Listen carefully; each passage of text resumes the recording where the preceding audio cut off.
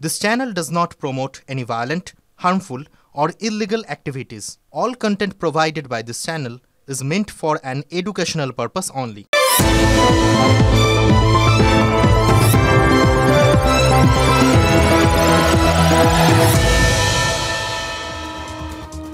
আজ আপনাদের একটা গল্প বলি চলুন।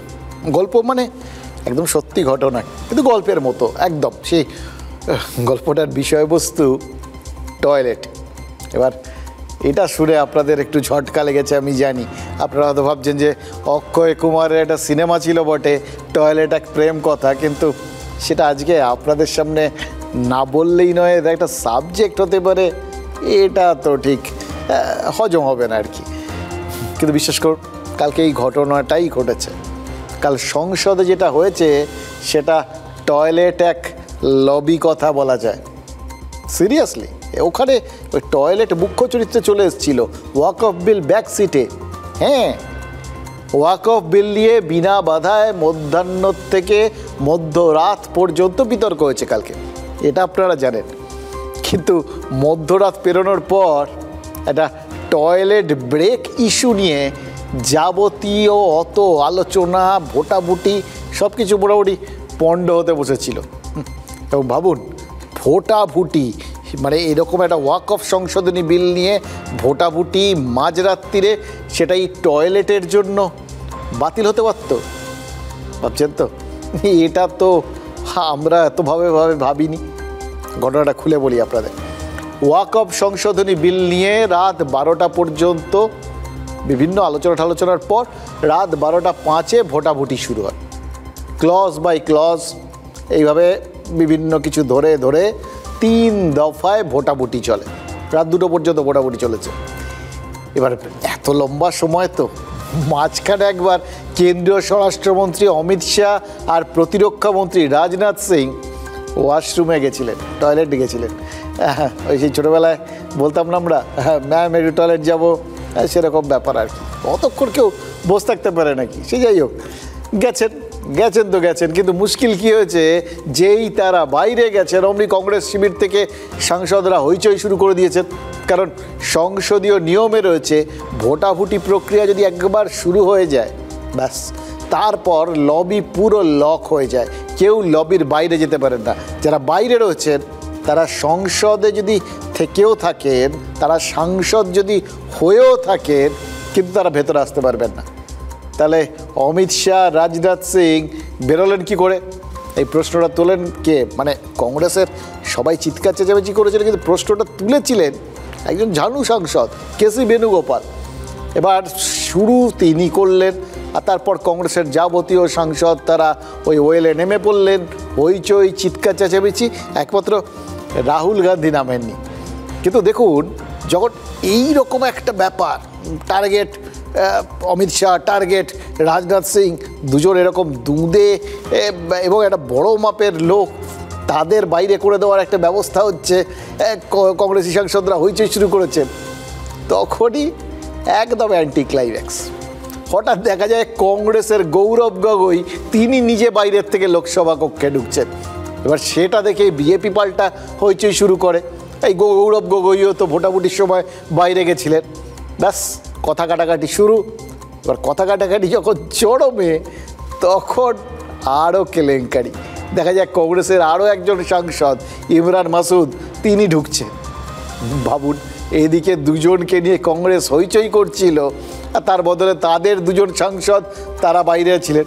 এবার দুতরফেরই 2জন করে সংসদ বাইরে চলে যাওয়ায় কারোর তো আর তখন একে ওকে চিৎকার চেঁচামেচি করা, দোষারোপ করা কোনো কিছুর মুখই ছিল না। স্পিকার ওম বিড়লা তারপরেও কিন্তু বিষয়টা স্পষ্ট করে দেন, কারণ পয়েন্ট যখন উঠেছে সেটার একটা ব্যাখ্যা তো দরকার।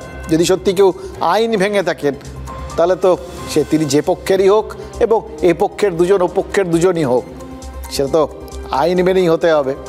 স্পিকার পরিষ্কার করে দেন যে আগের সংসদ ভবনে লোকসভা আর রাজ্যসভার ওই কক্ষ দুটোকেই জাস্ট লবি বলে ধরা হতো, কিন্তু সংসদ ভবনটাই তো বদলে গেছে। সংসদ ভবন, নতুন সংসদ ভবন, সেখানে লোকসভা কক্ষ আর বাইরের বারান্দা আর টয়লেটগুলোকেও ওই লবির মধ্যে ধরা আছে, তার বাইরে দরজা।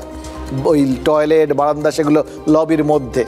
সেটা ভোট প্রক্রিয়া যখন শুরু হয়েছিল তখন কিন্তু লক করাই ছিল, সুতরাং যারাই বাইরে গেছিলেন কেউ নিয়ম ভাঙেননি।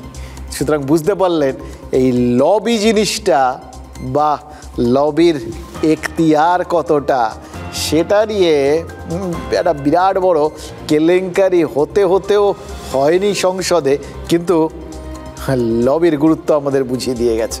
जब नया संसद भवन बना था तब ये व्यवस्था दी गई कि लोभी के अंदर ही बाथरूम हो, और इस व्यवस्था के तहत बनाते समय इस विचार किया था क्योंकि उस नए पुराने भवन में ये व्यवस्था नहीं थी, इसलिए नए भवन में ये व्यवस्था दी गई थी। और इस व्यवस्था से इसलिए आपके मन में अंतर्विरोध नहीं होना चाहिए और कोई लॉबी नहीं खोली गई है। সুতরাং বুঝতে পারছেন লোকসভার লবি বা ওই এখতিয়ার আর কি, পরিধিটা তার বাড়ানো হয়েছে। এবার এই এখতিয়ারের পরিধি নিয়েই আমাদের রাজ্যেও তারা জ্বলন্ত বিতর্ক তৈরি হয়েছে। আজই নিয়োগ দুর্নীতি মামলার রায় বেরিয়েছে, আর সেখানে 2016 সালের এসএসসি প্যানেলটাই পুরো বাতিল করে দিয়েছে সুপ্রিম কোর্ট। ভাবুন, ইতিপূর্বে ভারতে কেন গোটা বিশ্বে এরকম ঘটনা ঘটেছে কিনা সন্দেহ। একসঙ্গে প্রায় 26,000 শিক্ষকের চাকরি যাওয়া, চারটিখানি কথা বলুন তো, গিনেস বুকে নাম উঠে যাবে তো এটার। এবার এই সুপ্রিম কোর্টে যেটা হলো সেটা বিশেষ করুন এই লবি বা এখতিয়ারের জায়গাটা আমাদের পরিষ্কার করে দিল। দুটো এখতিয়ারভুক্ত লোক ছিল শিক্ষক, একদল যারা সঠিকভাবে পরীক্ষা দিয়ে তারা ঠিকভাবে মানে যোগ্য শিক্ষক, ন্যায্য শিক্ষক, আরেক দল যারা অন্যায্য শিক্ষক। এবার এই অন্যায্য শিক্ষকের একটা সংখ্যাকে এর আগেই হাইকোর্টে এসএসসি তারা পরিষ্কার করে দিয়েছিল যে এই 5,000-এর কিছু বেশি সংখ্যক তারা হচ্ছেন অন্যায্য। কিন্তু বাকি সমস্ত যে শিক্ষক রয়েছেন তার মধ্যে কতজন অন্যায্য রয়েছেন মিশে সেটা তো তারা বলেননি। ফলে সেই অর্থে 3টে লবি ছিল, একটা ন্যায্য, একটা অন্যায্য আর একটা মিশ্র। সুপ্রিম কোর্টের আজকের রায়ের ফলে তারা সবাই একটা লবিতে চলে গেলেন, চাকরিহীন। দেখুন, হাইকোর্টের বিচারপতি অভিজিৎ গঙ্গোপাধ্যায় 7,000-এর চাকরি বাতিলের নির্দেশ দিয়েছিলেন। পরে সেই মামলা সুপ্রিম কোর্টে যায়, অ্যাপিল করে রাজ্য সরকারও, আরও একগুচ্ছ মামলা হয়, মামলার সঙ্গে মামলা জোরে। এবার তখন সুপ্রিম কোর্ট হাইকোর্টকে একটা বিশেষ বেঞ্চ বানাতে বলেছিল যারা এই 2016-র নিয়োগ সংক্রান্ত সব মামলা শুনবে। হাইকোর্টের সেই ডিভিশন বেঞ্চই তো পুরো প্যানেল বাতিল করে দিয়েছিল। ফের সুপ্রিম কোর্টে অ্যাপিল করে রাজ্য। সুপ্রিম কোর্টের প্রধান বিচারপতি মানে দেশের প্রধান বিচারপতির বেঞ্চ আজকে বলে দিল এই মামলায় হাইকোর্টের রায় বদল করার কোনো কারণই তারা দেখছেন না। তার মানে যেটা হাইকোর্টের এখতিয়ারভুক্ত ছিল সেখানটায় হাইকোর্টের তরফ থেকে যে সিদ্ধান্ত নেওয়া হয়েছিল সুপ্রিম কোর্টই সেটা বহাল রেখে দিল। তার মানে কয়েক হাজার ব্যতিক্রমী নিয়োগের জন্য হাজার হাজার মানুষ শিক্ষক তারা চাকরি খোয়ালেন। এবার দুর্নীতিগ্রস্ত হিসেবে চিহ্নিত 5,000 আর কোনোভাবেই চাকরি ফেরত পাবেন না, এবং এই 5 বছরের বেতন 12% সুদ সমেত তাদের ফেরত দিতে হবে। বাকিদের হাতে একটা সুযোগ থাকছে, তারা পরীক্ষা দিয়ে ফের চাকরি পেতে পারেন। যারা বয়সের সীমারেখা পেরিয়ে যাবেন, জেনারেল ক্যাটাগরিভুক্ত, তাদের অবশ্য আর কোনো চান্স রইল না। কিন্তু যাদের কোনো রকম শারীরিক সমস্যা রয়েছে, মানে প্রতিবন্ধকতা রয়েছে, তারা একটা ছাড় পাবেন আর কি। কিন্তু ভাবুন, এই যারা চাকরির পরীক্ষা দিয়ে ফের চাকরি পেতে পারেন ততদিন তাদের বেতনটা জারি থাকবে।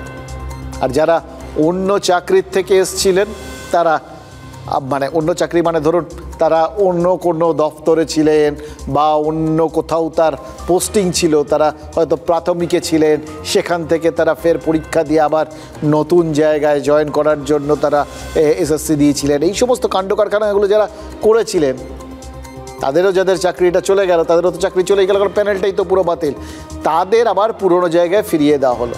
মানে বিভিন্ন জায়গায় বিভিন্ন এখতিয়ারের মধ্যে বিভিন্ন লোককে ফেরত পাঠিয়ে দেওয়া হলো। কিন্তু আসলে তারা সবাই একটাই এখতিয়ারভুক্ত হয়ে গেলেন, চাকুরিহীন। তাহলে কয়েকটা পচা আলু চিহ্নিত না হওয়ায় গোটা বস্তাটাই বাতিল করে দিল সুপ্রিম কোর্ট। পচা আলু বেছে দিলে তো বাকিরা বেঁচে যেত, এটাই ভাবছেন তো? এবার পচা আলুগুলো বাদ দেওয়ার দায়িত্বটা কার? স্কুল সার্ভিস কমিশনের, যারা আদালতে স্বীকার করেছিল যে ব্যতিক্রমী নিয়োগ হয়েছে। মানে নিজেদের মুখে ওই ভুয়ো, জালি এরকম সব শব্দগুলো ব্যবহার করতে হয়তো তাদের অসুবিধা হচ্ছিল, ওই জন্য ব্যতিক্রমী বলেছিলেন। ওই 5,000 ভুয়োকেও তো এসএসসি বেছে দিয়েছিল। তারা নিজেরাই নিজেদের সিলেকশনের মধ্যে থেকে তারা কতজন তাদের মতে অন্তত ভুয়ো সেটা বলে দিয়েছিলেন। বা তাদের বাদ দিয়েও যারা আছেন তাদের চিহ্নিত করতে পারলো না কেন? দোষীদের সঙ্গে যে নির্দোষদের চাকরিটাও সংকটে পড়ল, তাহলে তার দায়টা কার? দেখুন, কেন এসএসসি সমস্ত নথিপত্র নষ্ট করে ফেললো? কেন কোনো খতিয়ে দেখার কোনো অপশানই রাখলো না? কারণ ওই ওএমআর শিট সহ অন্যান্য নথি থাকলে তো তার থেকেও যোগ্য অযোগ্য বেছে ফেলা যেত। এগুলো নিয়ে তো সন্দেহের অবকাশ রয়েছে যে যোগ্যদের কোথাও গিয়ে তাদের ভিড়ের মধ্যে ওই অযোগ্যদেরও গুজিয়ে রাখার চেষ্টা হয়েছিল কিনা, লুকিয়ে রাখার চেষ্টা হয়েছিল কিনা। এবার অযোগ্যদেরও পুনর্নিয়োগের জন্য একটা সুপার নিউমেরারি বলে একটা বিষয় ছিল, সেটার এর পরে আসছে আর কি। এবার সেটার ক্ষেত্রে তদন্ত জারি থাকবে, এটা তো মোটামুটি হয়ে গেছে। এবার এটা যদি একবার হয়ে যায় তাহলে কিন্তু কেলেঙ্কারি কাণ্ড। কারণ সুপার নিউমেরারির সিদ্ধান্তটা কারা নিয়েছিল? ক্যাবিনেট। এবার সেই নিয়ে তদন্ত হলে তদন্ত কোথার থেকে যে কোথায় চলে যাবে, কে যে কোন লবিতে গিয়ে পড়বেন জানি না মশাই। তবে এটা মনে হচ্ছে যে এই এত দূর পর্যন্ত যাতে না যায় না বিষয়টা, সেই জন্যই রাজ্য সরকার গিয়ে সুপ্রিম কোর্টে অ্যাপিল করেছিল। তারা তো ভেবেছিল যে যদি এতগুলো পরিবারের কথা ভেবে সুপ্রিম কোর্ট একটু ব্যবস্থা নিতে দ্বিধা করে, মুশকিল কি জানেন? আদালত তো আইন অনুযায়ী চলে। সুপ্রিম কোর্ট রায় দিয়েছে, এবার সেই রায়ের দায়টা কে নেবে? কার এখতিয়ার সেটা? এই যাবতীয় দায় এবং দায়িত্ব কে নিজের এখতিয়ারে এই 26,000-এর হাহাকারকে ঠাঁই দেবে? এটাই তো এখন সব থেকে বড় প্রশ্ন। দেখুন, এখতিয়ার কিন্তু দায়, দায়িত্ব এবং দায়বদ্ধতাও। 26,000-এর চাকরি যাওয়ার দায় কার? অযোগ্যদের সঙ্গেও যোগ্যদের চাকরি যাওয়ার জন্য দায়ী কে? কেন্দ্রীয় শিক্ষা প্রতিমন্ত্রী আঙুল তুলছেন সরকারের দিকে, মমতা বন্দ্যোপাধ্যায়ের দিকে। এবার সরকারই অযোগ্যদের চিহ্নিত না করে এই যোগ্যদের ছাঁটাইয়ের মুখে ঠেলে দিয়েছেন। কোথাও গিয়ে তারা সরকারের দিকে, সরকারের এখতিয়ারে যাবতীয় দায়টাকে ঠেলে পাঠিয়ে দিয়েছেন। আর এই জায়গার থেকেই মমতা বন্দ্যোপাধ্যায় পাল্টা, দেখুন তার একটা জিনিস বুঝে নিতে হবে, এই গোটা বিষয়টায় মমতা বন্দ্যোপাধ্যায়ের ব্যাকফুটে থাকার কথা। তার সরকারের দিকে যাবতীয় অভিযোগ ধেয়ে আসছে। তার দলের প্রাক্তন শিক্ষামন্ত্রী জেলে রয়েছেন, তার দলের একাধিক নেতা মন্ত্রী জেলে গেছেন, ফলে চাপে তো তাদেরই থাকার কথা। কিন্তু একদম দুধে রাজনীতি হলে কি হয় সেটা মমতা বন্দ্যোপাধ্যায় দেখিয়ে দিচ্ছে। আজকের দিনে দাঁড়িয়ে তিনি কিন্তু গোটা জায়গাটায় পুরো খেলাটা ঘুরিয়ে দেওয়ার জন্য নিজ দায়িত্বে সবার আগে লাফিয়ে পড়ে প্রেস কনফারেন্স করে ফেললেন। এবং দেখুন, তার উদ্যোগ দেখে আপনার মনে হবে যে আরে রাজ্য সরকারই তো আসলে এই রায়ের ফলে সব থেকে মুষড়ে পড়েছে, কারণ তারাই মানুষগুলোর পাশে ছিল, এদের সব থেকে বড় শুভানুধ্যায়ী। মমতা বন্দ্যোপাধ্যায় তো এদের ডেকেছেন, এদের সঙ্গে বসার কথা বলেছেন, পাল্টা আক্রমণ করেছেন। কি করেননি? যা বিরোধীরা করতে পারত মমতা বন্দ্যোপাধ্যায় আগ বাড়িয়ে সেই সমস্ত কিছু করে দিয়েছেন। এবং যেদিন তার ব্যাকফুটে থাকার কথা সেদিন ফ্রন্ট ফুটে সপাটে চালিয়ে খেলেছেন। এই হচ্ছে রাজনীতি আর রাজনীতিকের মজা। দেখুন, সরকারকে যোগ্য অযোগ্য বিচারের সুযোগই দেওয়া হয়নি, এই বক্তব্য রেখেছেন এবং সেটা মানুষের মধ্যে ছড়িয়ে দিয়েছেন মমতা বন্দ্যোপাধ্যায় এবং পাল্টা প্রশ্ন করেছেন সুকান্ত মজুমদার নিজে যোগ্য তো? মানে তাকে যেখানে লক্ষ্য করা হচ্ছিল, যিনি লক্ষ্যটা তাকে স্থির করেছেন তাকেই তিনি পাল্টা নিশানা করে ফেললেন। তার মানে এখানে দুপক্ষই ওই 26,000 বেকারের দায়ভার অন্যের লবিতে ঠেলে দেওয়ার চেষ্টা করছেন। যাবতীয় আলোচনা হচ্ছে কে কাকে কিভাবে বঞ্চিত করলেন সেই সব নিয়ে, দুর্নীতি নিয়ে সেটা নিয়ে কেউ কোনো কথা বলছেন না। এবং যার জন্য এটা পরিষ্কার করে বোঝাও যাচ্ছে না যে 26-এ এই 26,000 ইস্যুটা কতটা কার্যকরী হবে। মমতা বন্দ্যোপাধ্যায় এবং তার চেলাচামুন্ডা যারা লাখ লাখ টাকা নিয়ে এই চাকরিগুলো, কিছু চাকরি এর মধ্যে থেকে 26,000-এর মধ্যে থেকে যারা অযোগ্য তাদের চাকরিগুলো দিয়েছিলেন। আমার প্রশ্ন হচ্ছে, মমতা বন্দ্যোপাধ্যায়ের এসএসসি স্কুল সার্ভিস কমিশন, রাজ্য সরকার কেন যোগ্য এবং অযোগ্য এই পৃথকীকরণ কেন করে দিলেন না?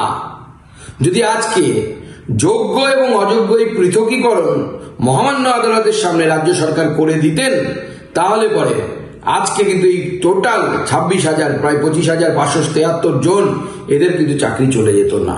এতগুলো মানুষের চাকরি যাওয়ার পরে বিজেপির মন্ত্রী সুকান্তবাবু বলছেন, sorry I should not mention his name, I have seen the media, ফেসবুকে তার উক্তি আমি দেখেছি, এর জন্য অযোগ্যদের জন্য যোগ্যদের চাকরি গেছে, এর জন্য আমি নাকি দায়ী।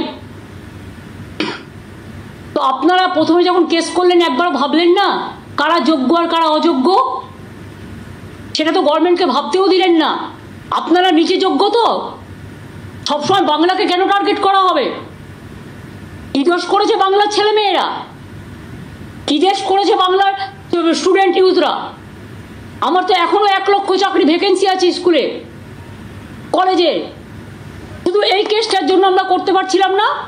বাবুর এসএসসির এই মামলার জন্য আমাদের রাজ্যে কলেজে শুদ্ধ নিয়োগ আটকে ছিল, ভাবা যায়? মানে রাজনীতি না দিনকে রাত করে দিতে পারে বেসিক্যালি, জানেন তো। এবং সত্যি কথা বলতে কি, এই যে যাবতীয় বক্তব্য, এই যে কেন্দ্রের বঞ্চনার মধ্যে খুঁজে পাওয়া বাংলা বঞ্চিত হচ্ছে, এই সমস্ত পরিষ্কার করে মানুষের কাছে তুলে ধরা, এর মাঝখানে এই বক্তব্যটা কিন্তু কোথাও নেই যে এই যোগ্য অযোগ্য বিচারের প্রসঙ্গটা তো তখনই আছে যখন অযোগ্যরা ঢুকে পড়েন, ভুয়োরা ঢুকে পড়েন, মানে দুর্নীতি হয়। এবার সেই দুর্নীতি আটকানোর দায় কাদের? দুর্নীতি তো গোড়াতেই আটকে দেওয়ার কথা, ইনফ্যাক্ট দুর্নীতি তো হওয়ারই কথা না। এবার সেটা যখন হয়েছে তারপর সেটা বিচার করার সময় দেওয়ার কি আছে? সরকারের নিজেরই তো দায়িত্ব নিয়ে সেই বিচারটা করে দেওয়া দরকার। কখন আদালত কি বলবে, অন্যরা কেউ আদালতে যাবেন না, তারা কবে তাদের মনে হবে তারপর তারা বিচার করবেন, এই মানে এই বক্তব্যগুলো গোটা বিষয়টা থেকে নজরটা সরিয়ে দেয়।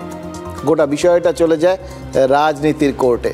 দুর্নীতি ব্যাপারটা সেখানে কোথাও নেই, সেখানে রাজনীতি আছে, বঞ্চনা আছে, চেনা চেনা শব্দগুলো আছে এবং পারস্পরিক আক্রমণটা রয়েছে। যেরকম সিপিআইএমের সাংসদ বিকাশ ভট্টাচার্য এই মামলায় যোগ্যদের আইনজীবী ছিলেন, তাই প্যানেল বাতিলের দায় তার লবিতেও ঠেলে দিয়েছেন মমতা বন্দ্যোপাধ্যায়। 2022 সালের 21শে জুলাই ধর্মতলার ওই শহীদ স্মরণ মঞ্চ থেকে প্রথমবার বিকাশ রঞ্জন ভট্টাচার্যের নামটা প্রকাশ্যে নিয়ে এসেছিলেন মমতা বন্দ্যোপাধ্যায়, মানে তাকে টার্গেট সেট করেছিল সেই প্রথম। তারপরেই কিন্তু নিয়োগ দুর্নীতিতে ধরপাকড় শুরু হয়ে গেছিল। 2022-এর পর একাধিকবার মমতা বন্দ্যোপাধ্যায়ের মুখে বিকাশ ভট্টাচার্যের নাম এসছে। ভাবুন, জ্যোতি বসু আর বুদ্ধদেব ভট্টাচার্য ছাড়া এরকম সৌভাগ্য আর কারো হয়নি। তো এবার বিকাশ ভট্টাচার্যের নাম নোবেল সম্মানের জন্য সুপারিশ করার কথাও বলেছেন মমতা বন্দ্যোপাধ্যায়। হয়তো বিদ্রুপের সুরেই বলেছেন, কিন্তু কতজন বাম নেতার ভাগ্যে এরকম হাই ক্লাস বিদ্রুপ জুটেছে বলুন তো। দেখুন, কলকাতার মেয়র হিসেবে বিকাশবাবু যে খুব সুখের সময় কাটিয়েছেন একথা তো বলা যাবে না, কিন্তু আইনজীবী হিসেবে আদালতের লবিতে বিকাশ রঞ্জন ভট্টাচার্যের উচ্চতাটা মমতা বন্দ্যোপাধ্যায়ের এই বিদ্রুপই কিন্তু অনেকটা বাড়িয়ে দিল, জানেন তো। কিন্তু প্রশ্ন সেটা না, ব্যক্তিগত আক্রমণ সেগুলো রাজনীতিকদের বিষয়। প্রশ্নটা অন্য জায়গায়। আদালতের লবিটা কতটা লম্বা। দেখুন, উকিলের গাউন একটা সময় মমতা বন্দ্যোপাধ্যায়ের গায়ে উঠেছে, তিনি নিজেই সে কথা বলেন, এবং তিনি এটাও বলেন আইনটা তিনি জানেন। এবার এটাও আমরা জানি যে আইনের হাত নাকি সবচেয়ে লম্বা। সংসদ, বিধানসভার পরিসর ছাড়া সর্বত্র আইনের অবাধ বিচরণ। এবার মমতা বন্দ্যোপাধ্যায় বললেন তিনি বিচার বিভাগকে শ্রদ্ধা করেন। তারপর কি করলেন? তারপরই আদালতের লবিতে একটা বিতর্ক ছুঁড়ে দিলেন। তাজা বোমার মতো সেই বিতর্কটা ফাটল শুধু না, একই লবিতে এই যাবতীয় এই চাকরি দুর্নীতি, শিক্ষক নিয়োগ দুর্নীতি আর আদালতকে এনে ফেলল। জুডিশিয়ারির প্রতি we have the highest regards. আমি কিন্তু জাজকে রেসপেক্ট করে বলছি, আমি জাজমেন্টটা মেনে নিতে পারছি না। একজন বিচারকের বাড়ি থেকে যদি কোটি কোটি টাকা পাওয়া যায়, 15 কোটি সম্ভবত, যেটা জানতে পেরেছি এখনো পর্যন্ত, তার শাস্তি যদি শুধু ট্রান্সফার হয়, তাহলে আমার এই 25,000 ভাই বোন তাদেরও ট্রান্সফার করতে পারতো। হাইকোর্টে এই ভার্ডিক্টটা প্রথম দিয়েছিলেন বিজেপির একজন, যিনি এখন এমপি হয়েছেন, জাজমেন্ট জুডিশিয়ারি ছেড়ে দিয়ে বিজেপির এমপি হয়েছে, গাঙ্গুলি না ডাঙ্গুলি, আমি ঠিক জানি না তার আসল নামটা, আমি ঠিক নামটা এক্স্যাক্টলি জানি না। তিনি এখন বিজেপির এমপি সম্ভবত, সম্ভবত না ঠিকই। আজকে তারা কোন মুখে বড় বড় কথা বলে? তাদের দায়বদ্ধতা নেই, দায়বদ্ধতা ছিল না, এবং আমি বিশ্বাস করি এটা বিজেপি করিয়েছে এবং সিপিএম করিয়েছে। এর জবাব তারা আগামী দিন ভালোভাবে পাবেন। দেখুন, যার বাড়িতে টাকা উদ্ধার হয়েছিল তিনি বিচারপতি যশবন্ত বর্মা, দিল্লি হাইকোর্টে ছিলেন। এবার দমকল আগুন নেভাতে গিয়ে তার বাড়ির আউট হাউসে বিপুল পরিমাণ যে নগদ উদ্ধার করেছিল সেটা তো এখন মোটামুটি আপনারা সবাই জেনে গেছেন। অ্যামাউন্টটা কত সেটা তো মুখ্যমন্ত্রী হিসেব দিয়ে দিলেন, লক্ষ লক্ষ কোটি কোটি টাকা। এবার ওই বিচারপতিকে দিল্লির থেকে এলাহাবাদ হাইকোর্টে পাঠানো হয়েছে। কাল লোকসভা বিতর্কের কথা মাথায় রাখলে বলতে পারি ওই দিল্লির লবির থেকে এলাহাবাদের লবিতে স্থানান্তর করা হয়েছে, ট্রান্সফার করা হয়েছে। এবার তাই নিয়ে এলাহাবাদ হাইকোর্টের বিচারপতিরা যারপোনায় ক্ষুব্ধ, এটাও আমরা জানি। কিন্তু এই যে দুর্নীতির শাস্তি হিসেবে ট্রান্সফারের যে যুক্তিটা, ওটার সাথে একটা মিল খুঁজে পেয়ে আর কি মমতা বন্দ্যোপাধ্যায় এক্ষেত্রেও কেন সেটা ব্যবহার করা হলো না সেই প্রসঙ্গটা তুললেন।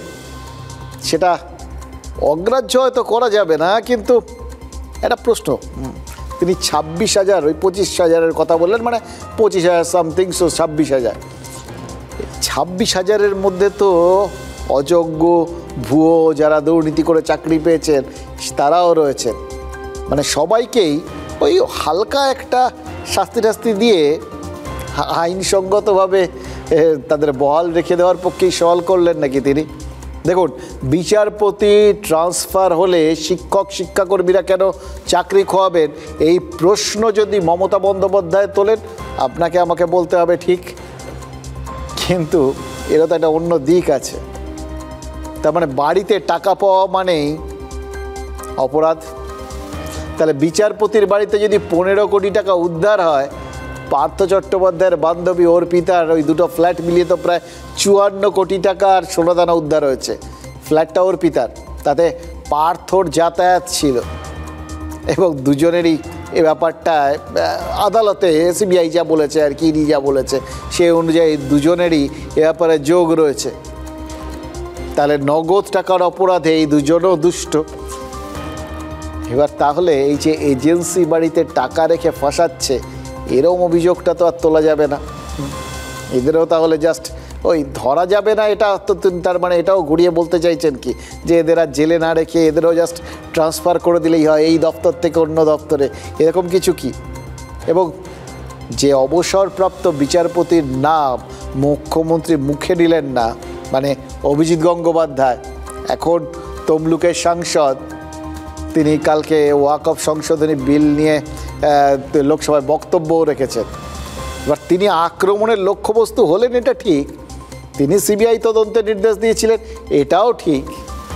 কিন্তু তিনি এই 26,000-এর মধ্যে থেকে যারা অ্যাকচুয়ালি ভুয়ো, চিহ্নিত ভুয়ো, তাদের চাকরি যাওয়ার কথা বলেছিলেন, এটাও তো ঠিক। তাকে পুরোপুরি আক্রমণের বিষয়বস্তু করে নেওয়াটা, তার মানে ওই শুরুতে ওই যেখানে তিনি ওই সিবিআই তদন্তের নির্দেশ দিয়েছিলেন সেই জায়গার কথা মাথায় রেখে, মানে না রহেগা বাস না বাজেগি বাঁশরি, এরকমই তো ব্যাপার। যদি তিনি এই সমস্ত টানাটানি না করতেন তাহলে আজকে এই দিনটা দেখতে হতো না।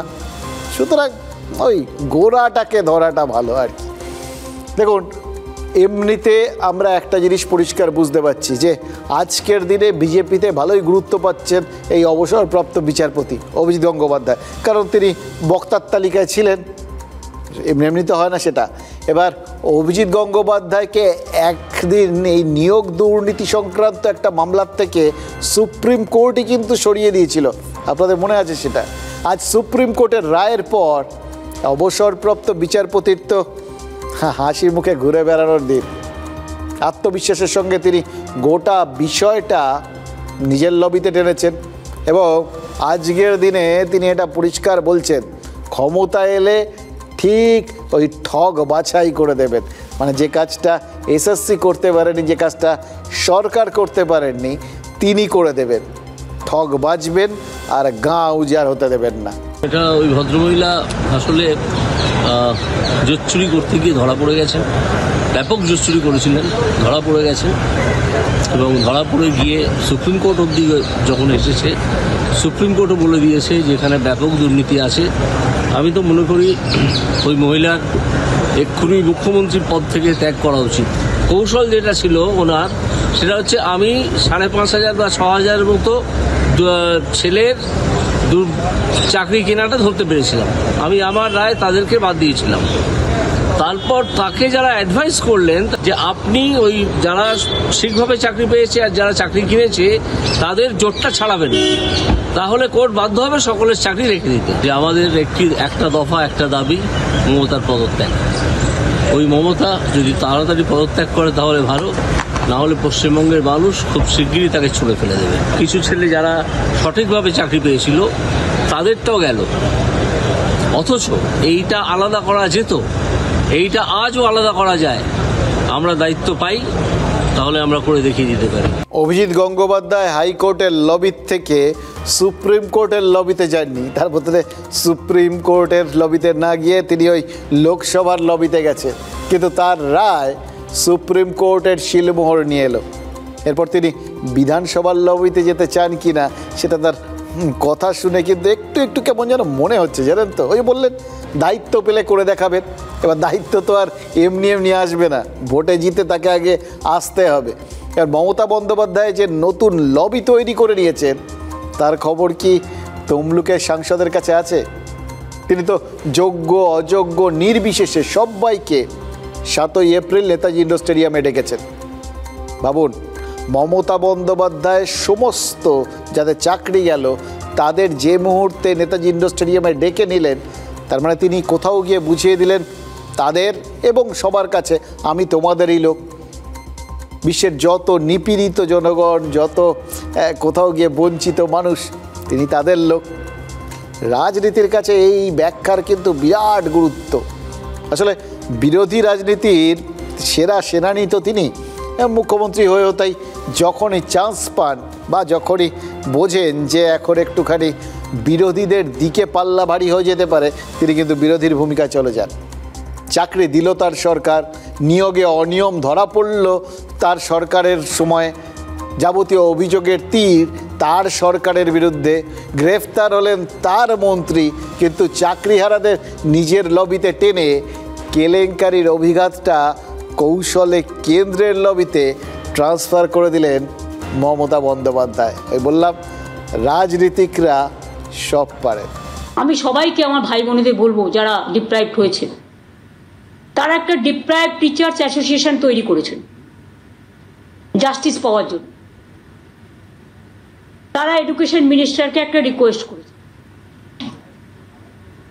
যে তারা সবাই এক জায়গায় একত্রিত হতে চান এবং শিক্ষামন্ত্রী সহ আমি যদি তাদের সভায় উপস্থিত থাকি এবং চিফ সেক্রেটারি, লয়ার থেকে শুরু করে সমাজের গুণীজন জ্ঞানীজন, কিছু কিছু ইভেন কিছু আইনজীবীও, তাহলে তারা খুশি হবে।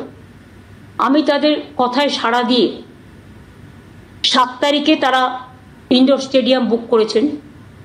আমি 7 তারিখ 12টা 15 নাগাদ তাদের কাছে যাব, তাদের কথা শুনবো, শুনতে তো কোনো আপত্তি নেই। 7ই এপ্রিল তাদের কথা আমরা শুনতে যাব এবং এটুকু বলতে যাব, ধৈর্য হারাবেন না। মুখ্যমন্ত্রীর বাড়ির অরাজনৈতিক ব্যক্তিত্ব মহিলা, সেটাও বলে দিচ্ছি, তার নামে লিস্ট এসেছিল। পার্থবাবুর বাড়িতে যারা যান তারা দেখে, নিজের চোখে দেখে আমাদেরকে বলেছে।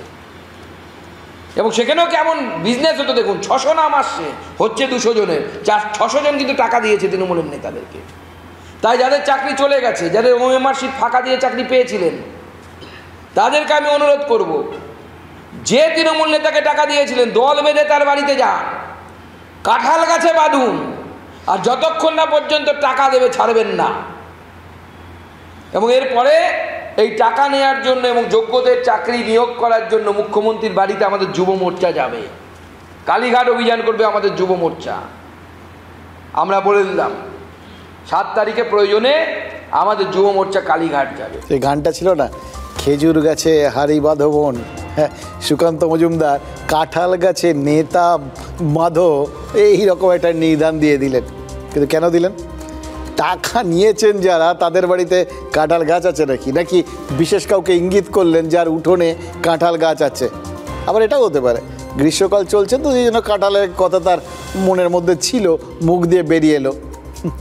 আরেকটা জিনিসও হতে পারে, বলে না গাছে কাঁঠাল গোফে তেল, হয়তো এই 26-এর জন্যই তারা ওই কোথাও গিয়ে সম্ভাবনা দেখতে পাচ্ছেন, কাঁঠাল প্রাপ্তির সম্ভাবনা দেখছেন, তাই জন্য গোফে তেল ঠেল দিচ্ছেন। হতে পারে অনেক কিছুই, কিন্তু একটা জিনিস পরিষ্কার, টাকা যারা দিয়েছেন তারাই কাঁঠাল গাছে বেঁধে শাস্তি দেবেন।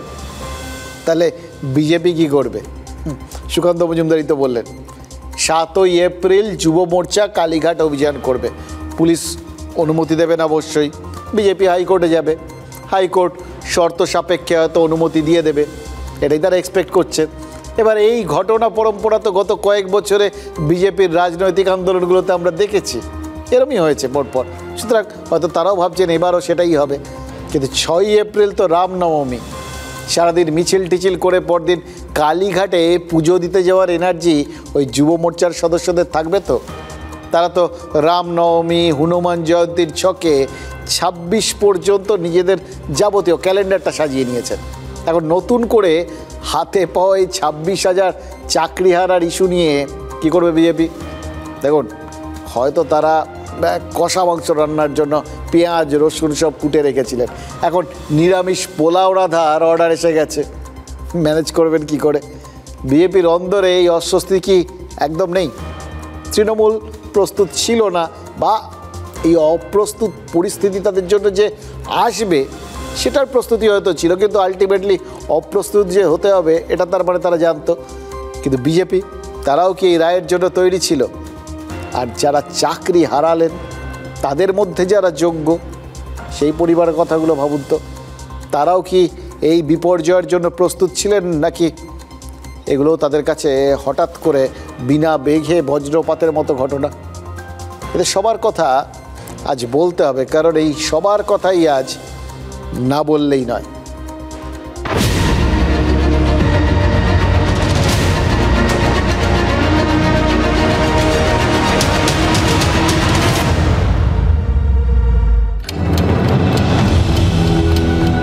আমাদের কারো ওই দুর্নীতির যে তালিকা সেখানে নাম নেই। যারা যোগ্য তাদের চাকরি কখনোই যেতে পারে না।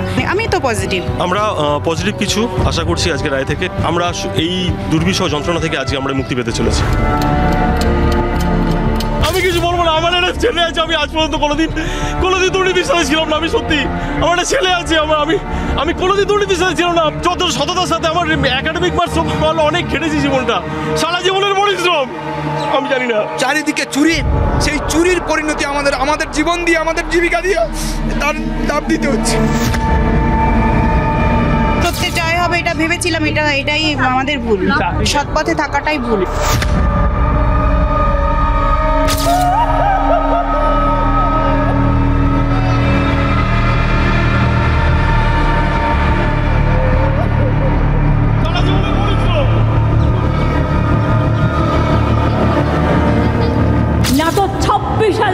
অফিসারদের চাকরি চলে যাবে। আমিও বলে রাখি, আমরাও লড়ে যাব।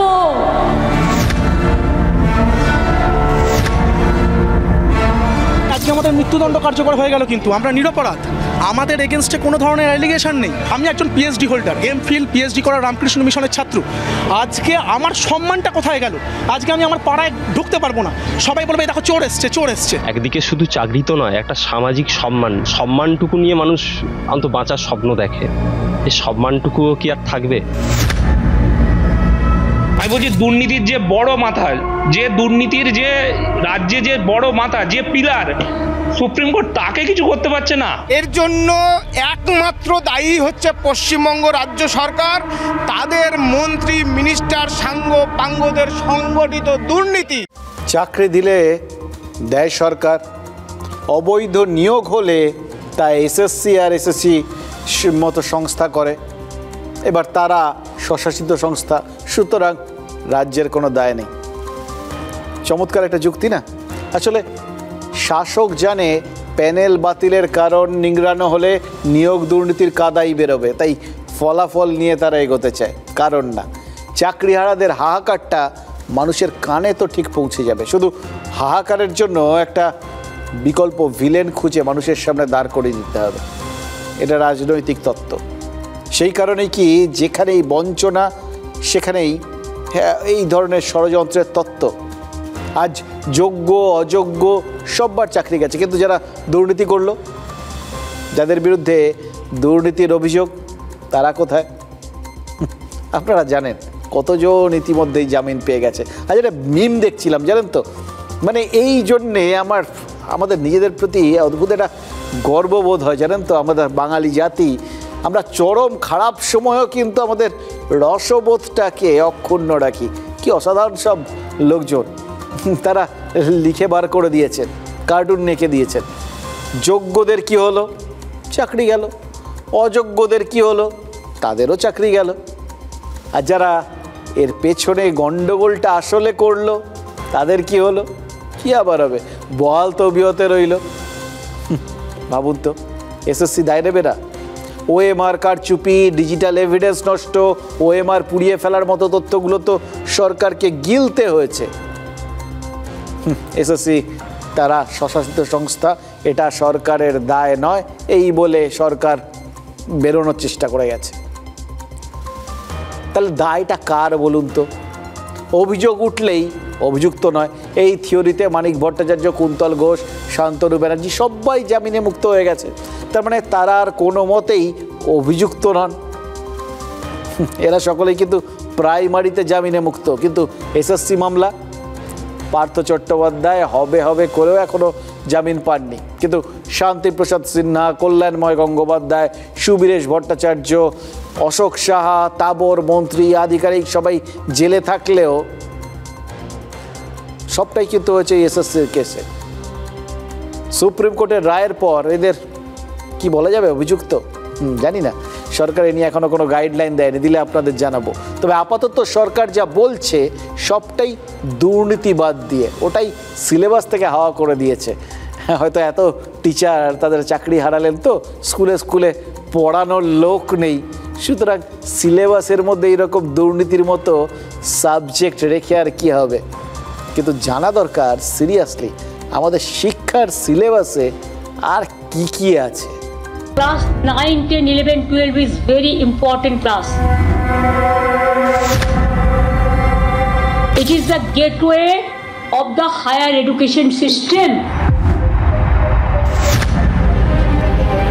20,000-25,000 টিচারকে যদি বাদ দিয়ে দেওয়া হয়, স্কুল কলেজগুলো পড়াবে কে?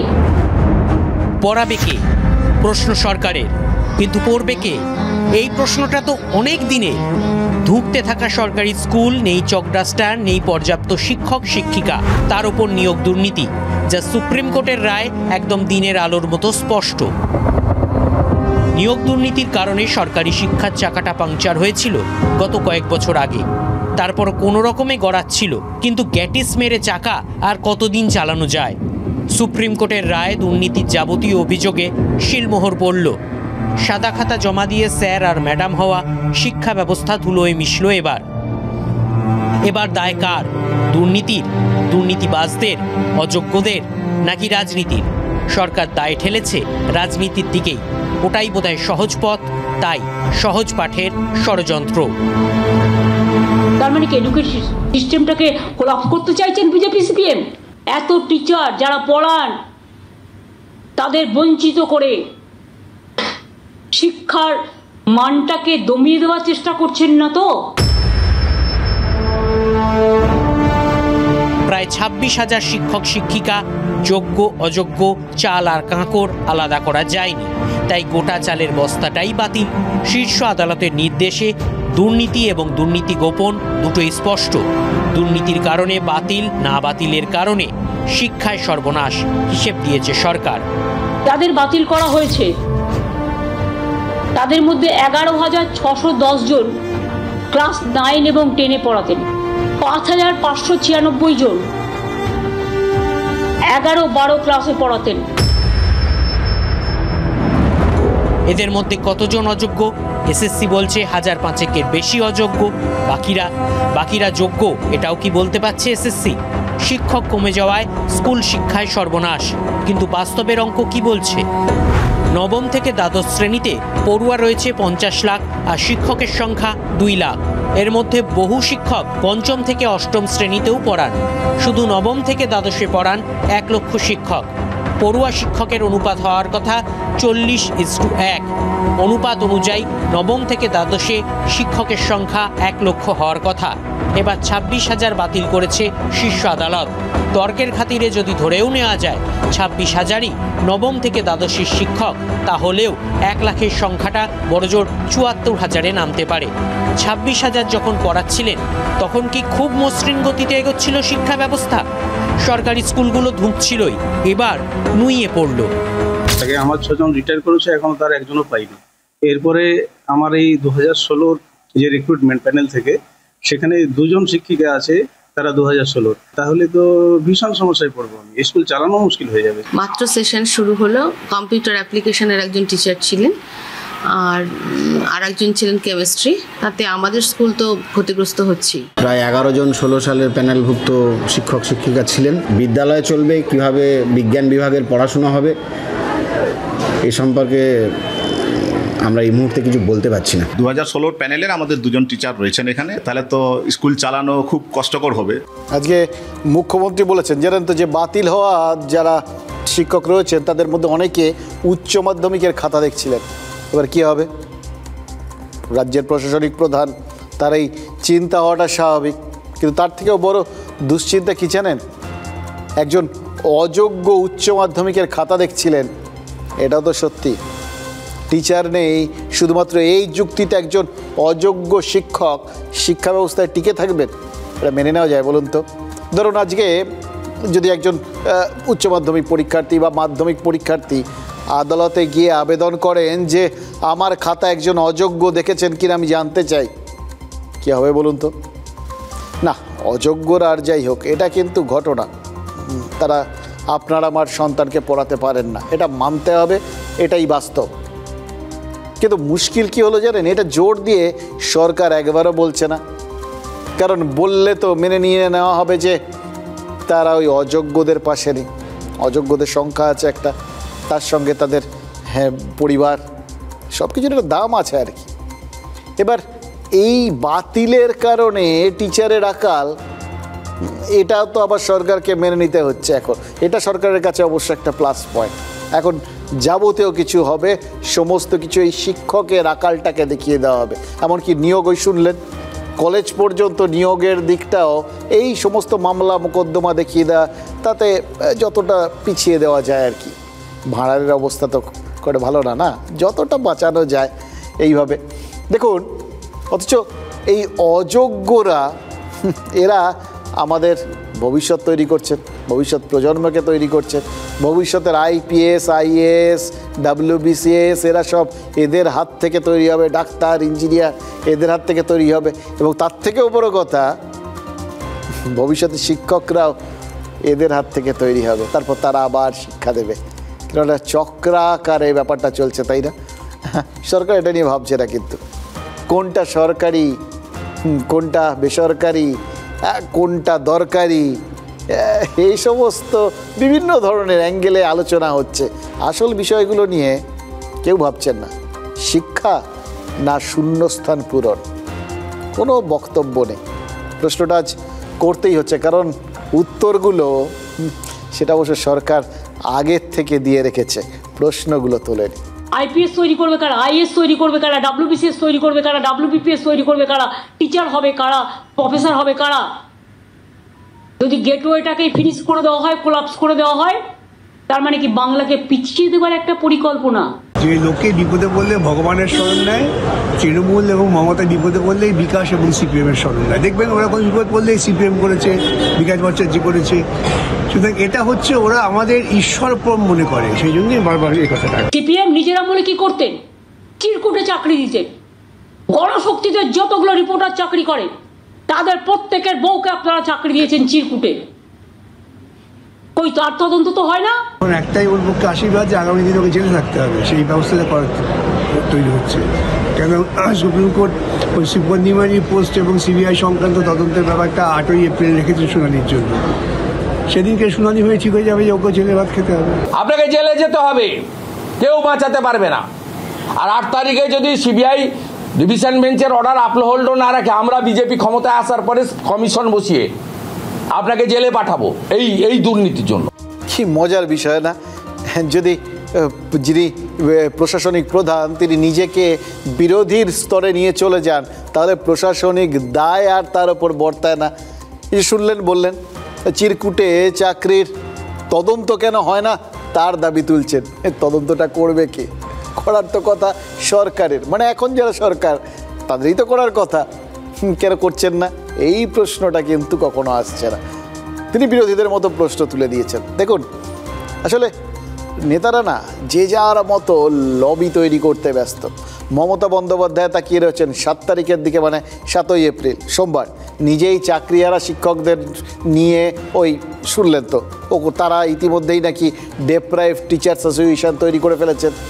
তারাই নাকি আবেদন জানিয়েছিলেন, তাই জন্য তাদের ইনডোরে সেই অ্যাসোসিয়েশনের সভায় মুখ্যমন্ত্রী নিজে যাবেন। মানে বঞ্চিতদের পাশে বিরোধীরা দাঁড়ানোর আগেই শাসক দাঁড়িয়ে যাচ্ছে। সেই সভায় কি হবে, মুখ্যমন্ত্রী সেখানে সাদর আমন্ত্রণ পাবেন না বিক্ষোভের মুখে পড়বেন, বা এগুলো তো এখন আলোচনার জায়গা নেই। কিন্তু এই মুহূর্তে কি, মানে বিরোধীদের কিন্তু কোনো পরিসর নেই। এবার বিরোধীদের যদি পরিসরটা নাই থাকে, তারা যদি বাউন্ডারির বাইরেই দাঁড়িয়ে থাকেন, তাহলে তাদের হাততালি দেওয়া ছাড়া তো কোনো উপায় নেই। ভেতরে যা খেলার সেটা তো শাসক দলনেত্রী তারাই খেলে যাবেন। তবে মুখ্যমন্ত্রীর বাচনভঙ্গি শুনে মনে হচ্ছে ইতিমধ্যেই একটা কথাবার্তা কমপ্লিট হয়ে গেছে। একদল চাকরিহারা বিকেলে শিক্ষামন্ত্রী ব্রাত্য বসুর সঙ্গে বৈঠকটা সেরে ফেলেছেন। এবার চাকরি প্রার্থীদের নিজেদের কনফিডেন্সে নিয়ে তৃণমূল নেতাদের এরকম বৈঠক কিন্তু আমরা আগেও করতে দেখেছি। দেখুন, আন্দোলনের যাবতীয় যে স্পিরিট সেটা কিন্তু তারপরেই নিম্নমুখী হয়ে গেছিল। কখনো ব্রাত্য বসু, কখনো কুণাল ঘোষ এরা মিটিং করেছেন। এখন পর্যন্ত এই যাবতীয় মিটিংয়ের নির্যাস কিন্তু শূন্য। একটাই হয়েছে, ওই যে আন্দোলনের একটা জোশ সেটা কোথাও গিয়ে কমে গেছে। তবে হ্যাঁ, চাকরি প্রার্থীদের ওই অংশটা শাসকের ওপরই ভরসা রেখেছেন। বিরোধীরা তারা কিন্তু কাউকে নিজেদের দলে সেভাবে টানতে পারেননি। এবার আজ চাকরি চলে যাওয়ার প্রতিবাদে অনেক জায়গাতেই বিক্ষোভ দেখিয়েছেন চাকরিহারারা। এবার সেই বিক্ষোভের সুরটা চড়ার আগেই মমতা বন্দ্যোপাধ্যায় তাদের পাশে থাকার বার্তাটা দিয়ে তাদের আবার নিজেদের লবিতে টেনে নিয়েছেন। সুতরাং মঙ্গলবার মুখ্যমন্ত্রী বিক্ষোভের মুখে পড়লে বিরোধীরা টার্গেট হয়ে যাবেন। দেখুন, বিজেপি, সিপিআইএম তারা এখন 7 তারিখ ছেড়ে তাই জন্য 8 তারিখের দিকে তাকিয়ে। আজকের রায়ে সুপ্রিম কোর্ট বলেছে 8 তারিখ আরেকটা মামলার শুনানি হবে, যেটার কথা বলছিলাম শুরুতে। কোন মামলা? সেটাও কিন্তু 2016 প্যানেল সংক্রান্ত, তবে 2022 সালের একটা সিদ্ধান্ত নিয়ে। মামলাটা ওই সুপার নিউমেরারি পোস্ট তৈরির সিদ্ধান্তকে ঘিরে। চাকরি না পাওয়া যে পরীক্ষার্থীরা ধর্মতলায়, মানে ওই ধর্নাতলায় বসেছিলেন, তাদের চাকরি দিতে সুপার নিউমেরারি অর্থাৎ অতিরিক্ত পদ তৈরি করা হয়েছিল। অনুমোদন করা দিয়েছিল এই মন্ত্রিসভা। এবার একদল চাকরি প্রার্থীকে এসএসসি সুপারিশপত্রও দিয়ে দেয়, কিন্তু অযোগ্যদের না সরিয়ে কেন অতিরিক্ত পোস্ট তৈরি করা হলো, এই প্রশ্ন তুলে মামলাটা হয়েছিল। তারপর আর নিয়োগ হয়নি, কিন্তু বিতর্কের জল গড়ানো বন্ধ হয়নি।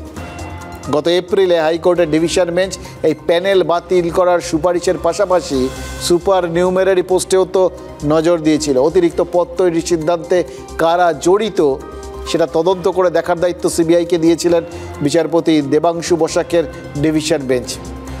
এমন নির্দেশও দেওয়া হয়েছিল যে প্রয়োজনে অভিযুক্ত ব্যক্তিকে হেফাজতে নিয়ে জিজ্ঞাসাবাদ করতে পারবে সিবিআই। এবার এই হেফাজত শব্দটা শুনে বিরোধীরা উল্লসিত হয়ে উঠেছিলেন। শত হলেও ওই ক্যাবিনেটের ডিসিশন তো, সুতরাং হেফাজতে নিতে হলে হয়তো ওখানকারই কাউকে নিতে হবে, এরকমই তারা ভেবে বসে আছেন। যদিও সুপ্রিম কোর্ট তাদের সেই উল্লাসটা দীর্ঘস্থায়ী হতে দেয়নি, হাইকোর্টের নির্দেশে স্থগিতাদেশ দিয়েছিল, ফলে সিবিআই আর এগোতে পারেনি। মঙ্গলবার সিবিআইয়ের কি হাত খুলে দেবে সুপ্রিম কোর্ট? দেখুন, বিকাশ রঞ্জন ভট্টাচার্য বা শুভেন্দু অধিকারীরা সেই আশাতেই তো বসে আছে। বিরোধীদের আশা, তার মানে শাসকের আশঙ্কা, মঙ্গল কোনো অমঙ্গল ডাকবে কি?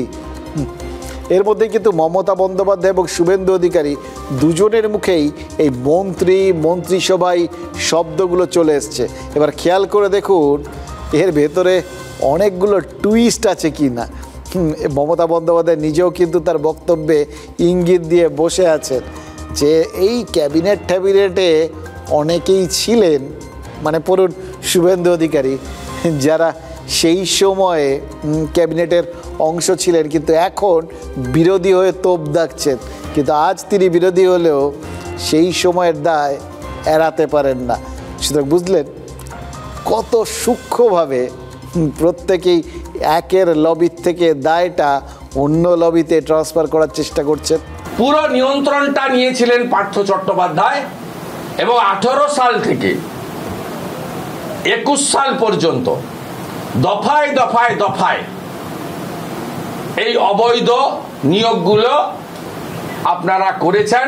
আজকে যে ভাষায় চিফ জাস্টিস বলেছেন, it's a crime organised by the administration, that means government. তাহলে মমতা বন্দ্যোপাধ্যায়ের ক্যাবিনেটও যাতে জেলে যায় আমরা আশাবাদী। আমরাও কিন্তু রেকর্ড খুঁজে বার করব 2016-তে তখন কারা কারা মন্ত্রী ছিলেন, এবং কোনো একটা জেলা তো আমি জানি কিসের বিনিময়ে চাকরি হয়েছে, আমি খুঁজে দেখব। যদি কারো জানা থাকে তথ্য প্লিজ আমাকে দেবেন, আমার কাজে লাগবে। দেখুন, মুখ্যমন্ত্রী আর বিরোধী দল নেতার এই কথাবার্তাগুলো, মানে মন্ত্রিসভা, ক্যাবিনেট, কে কখন কোথায় ছিলেন, এই সমস্ত কথাবার্তাগুলো শুনে পাবলিক কি বুঝবে? আমজনতা আপনার আমার মতো দুজনের দিকে কামান দাগছেন। সুতরাং একটা রাজনৈতিক লড়াই চলছে। কিন্তু যখন একদিকে ছিলেন এই প্রশ্নগুলো কেউই তোলেননি কেন, এটা কেউ বলবেন না। কেন? তখন কি জানতেন না যেরকম ভবিষ্যতে এরকম সিবিআই টিবিআই হবে, সুপ্রিম কোর্ট এরকম একটা কেলেঙ্কারি করা রায় দিয়ে দেবে? নাকি রাজনীতিকরাও হাঁসের মতো জল থেকে শুধু দুধটুকুই তুলে নেন?